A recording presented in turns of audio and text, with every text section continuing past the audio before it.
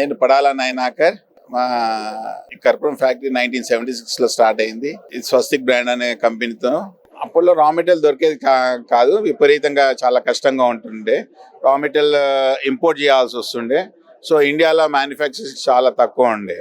ఇదంతా raw material వచ్చేసి చెట్లతో వస్తుంది. ఇది not a chemical product, it's a natural product. నేచర్తో తయారయ్యేది, చెట్లతో వస్తుంది. ఇది క్యాంఫిన్ అనే ఒక చెట్టుతోని, ఓపీఆర్ అనే కెమికల్ తోని కర్పూరం తయారవుతుంది. ఇండియాలో చాలా తక్కువ ఉండే. దీని క్రాప్స్ అన్ని కూడా ఇండియాలో 10-20% ఉన్నాయి.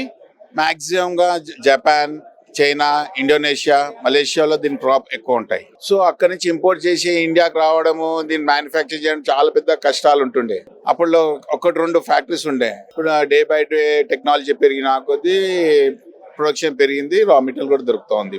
స్వస్తిక్ ఒకటే ట్రస్ట్, 100% ప్యూర్ కంటే వాళ్ళకు నమ్మకం. దాని వల్ల మిగతా డబ్బుల కోసము దాంట్లో ఒక రకమైన కెమికల్స్ కలుపుతారు. ఆ కెమికల్స్ వల్ల మీకు క్యాన్సర్ 100% వస్తుంది. మీకు దాన్ని గూగుల్ కూడా చేసుకోవచ్చు, అది ఏం కెమికల్ కలుపుతారు, దాన్ని వచ్చే ప్రాబ్లమ్స్ ఏందని.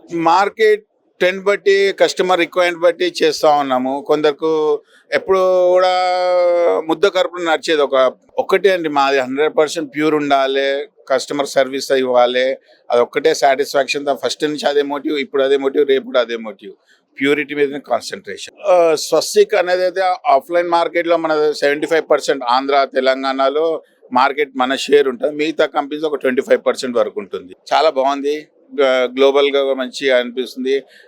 స్టేట్ వైజ్ గా మిగతా స్టేట్ వాళ్ళు కూడా వస్తున్నారు, కలుస్తున్నారు. టూ గ్రేట్ అనిపిస్తుంది.